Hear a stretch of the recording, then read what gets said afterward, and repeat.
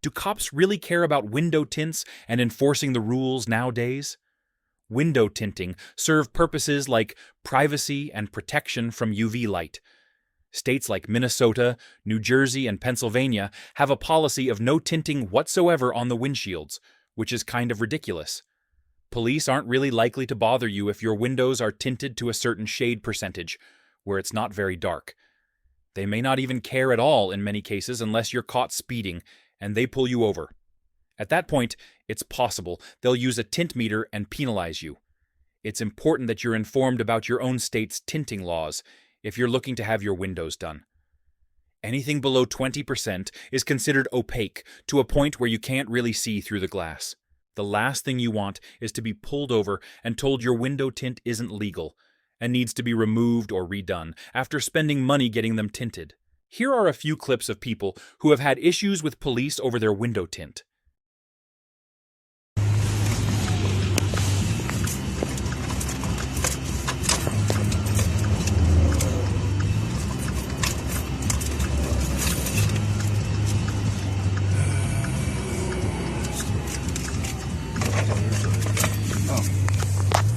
How do you put the window down?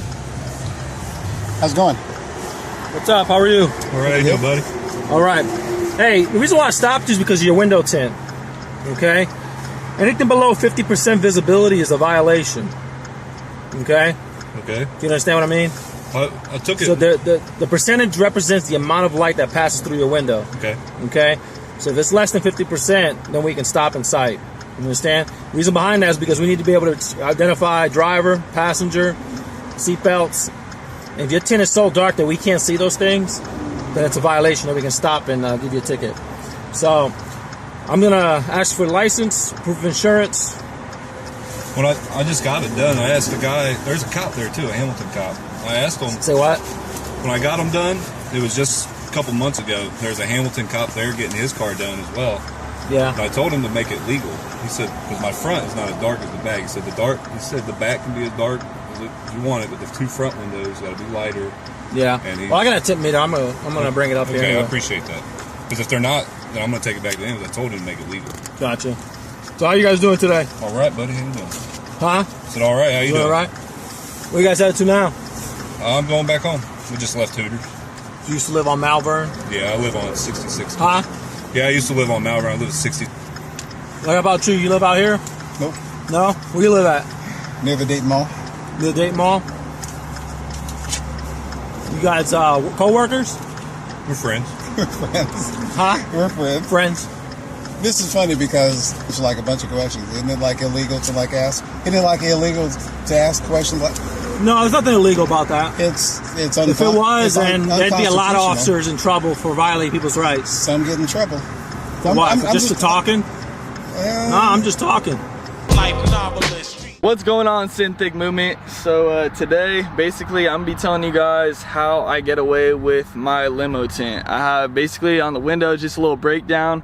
I have double 5 in the front 2 windows, 5/5. Then I have 5/0 factory in the back. And then I have 35 on the windshield, and I have 5 on the sun strip. So basically, this thing is super dark. The only time you're gonna be able to see through this truck is if the sun's coming through the windshield. That's the only time it's gonna be able to be visible. And it's barely visible because, you know, I have the double 5 on the side windows, and then I have the 5/0 factory. So I've had the truck for about 3.5 years now. I've never had a problem with my tint. The only time I did have a problem was when I had the double 5%. The second day after I had the second layer of 5% tint on, which is, I think it was about 2 years in with the truck having tint. Obviously, you know, 24 to 48 hours, you can't roll down the windows. So I passed the cop and I couldn't roll down my windows. That's why he ticketed me. So now I got it back on the next week. And then now I've been rolling with the double 5, 2 layers of 5% on, no problems. So I'm gonna be showing you guys how to do it. So basically, I mean, it's really simple. Every time, you know, you see a cop, you have to have your fingers ready. Like literally, if you want to keep this tint on, you have to have your fingers ready to roll down your damn windows. If you have them up, you know, you just got to know that you're going to have to pay attention and be scanning the intersections. That's the only way, 100%, you know, proof way that you're not going to be able to have to deal, you know, with getting a ticket for your tint.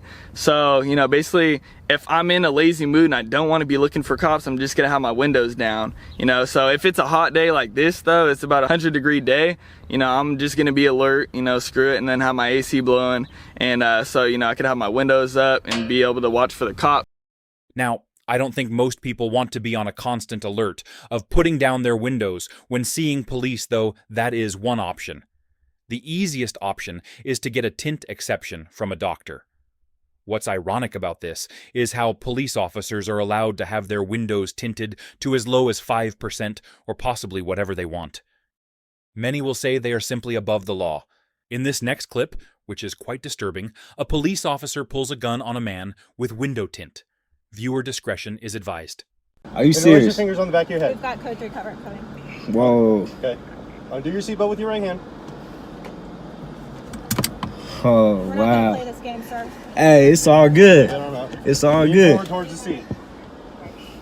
But this I way. mean, sorry, towards the steering wheel. You want to switch closer to it? All right, do not move. Got it?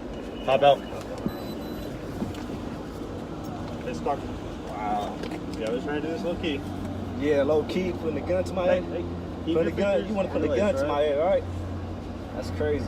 In a separate video posted to his channel, Mr. Ornelas explained that after he was forced out of the vehicle at gunpoint, handcuffed, and placed in the back of a patrol vehicle, the officers searched his vehicle without his consent. During the search, the officers recovered the registered firearm that Mr. Ornelas admitted to having in the trunk, and Mr. Ornelas was ultimately charged with carrying a loaded firearm in public. The charges were eventually dismissed after Mr. Ornelas retained a lawyer because, as he put it was an illegal search, and the police had no right to search his vehicle. According to Mr. Ornelas, Officer Stambaugh was promoted to detective at some point after this incident, and he has not mentioned any plans to pursue legal action. Overall, Officer Stambaugh gets an F for unnecessarily drawing her weapon during a purely verbal confrontation, making absolutely no attempt to de-escalate the situation before resorting to force, and violating both the Sacramento Police Department's use of force policy and California law. The other officers on the scene also get an F for failing to intervene when Officer Stambaugh drew her weapon, and the Sacramento Police Department gets an F for standing behind her actions, failing to discipline her, and even promoting her after this incident. By pointing her weapon at Mr. Ornelas' head, Officer Stambaugh displayed a complete lack of respect for Mr. Ornelas, his First Amendment rights, and his life, and demonstrated that she either did not consider the seriousness of her actions and the impact it would have on Mr. Ornelas, or that she did not care.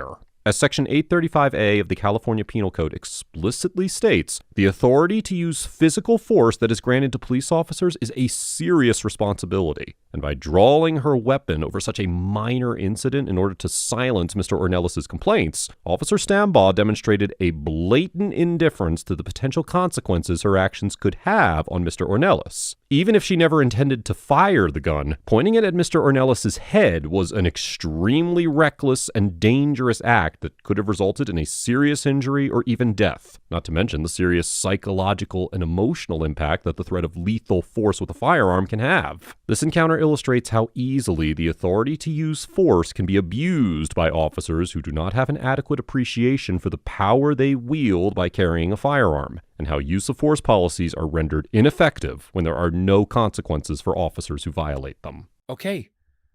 Well, the first officer wasn't necessarily nasty or an asshole, just fishing for information.